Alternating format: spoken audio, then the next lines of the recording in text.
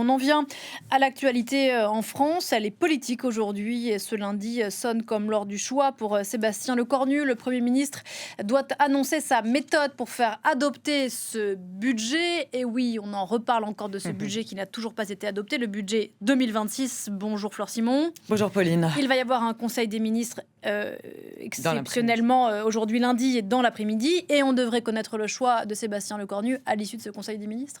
Alors tout à fait, Sébastien Lecornu a le choix entre deux options. Alors il y a le 49.3 qui permet donc de faire adopter un texte sans vote à l'Assemblée nationale. Ça sous-entend, si le Premier ministre décidait de passer par un 49.3, qu'il a négocié avant cela un accord de non-censure avec la gauche, parce qu'évidemment, s'il dégaine un 49.3 derrière, il y aura inévitablement des censures déposées par la France Insoumise et le Rassemblement national. Donc il faut qu'il s'assure que les socialistes ne votent pas cette censure, parce que si le gouvernement est censuré, eh bien, il n'y a pas de budget, Pauline. L'autre option, c'est donc... juste pour terminer, Boris Vallaud, président du groupe PS à l'Assemblée nationale, a dit ce matin, nous pouvons envisager une censure. Mais pour Amélie de Montchalin, la ministre des Comptes publics, envisager, ce n'est pas s'engager. On l'écoute. Le 49.3, c'est un chemin assez périlleux, puisque s'il ne se passe pas bien, à la fin, vous n'avez ni budget, mais vous n'avez même plus de gouvernement pour reproposer un budget. Et donc, vous n'avez rien. Sinon, c'est les ordonnances. Les ordonnances, c'est un autre système. C'est un système qui vous dit, au moins, vous avez un budget.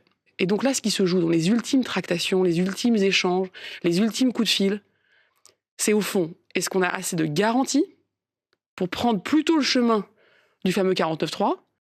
Voilà, l'autre option, Pauline, c'est de faire passer ce budget par ordonnance qui exclut tout vote à l'Assemblée nationale.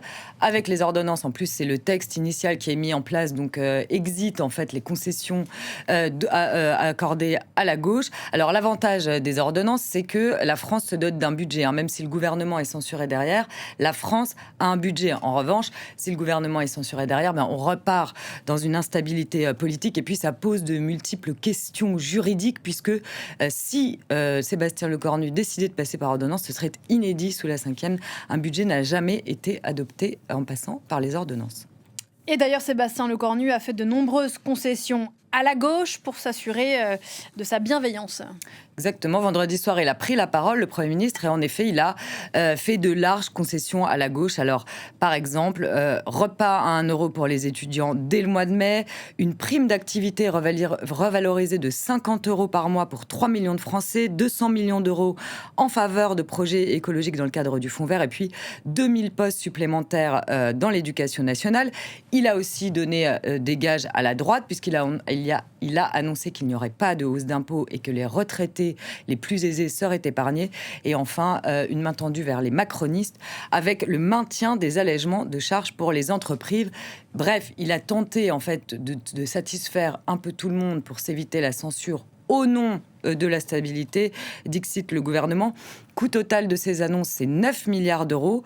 Le gouvernement explique pouvoir récupérer environ 8 milliards d'euros avec la surtaxe sur les grandes entreprises.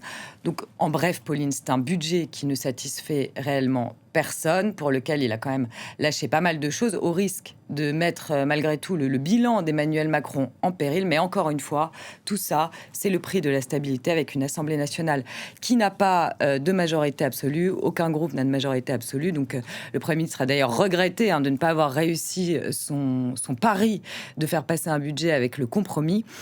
Pour la suite, Pauline, si c'est le 49.3 qui est choisi, il pourrait être déclenché dès demain sur la partie recettes. Il y aurait un deuxième 49.3 sur la partie dépenses. Ensuite, le texte part au Sénat et revient dernier 49.3 sur le budget global, avec autant de risques de censure. Eh bien, ça promet une fin d'hiver et un printemps agité. Merci beaucoup, Flore. C'était le fait politique du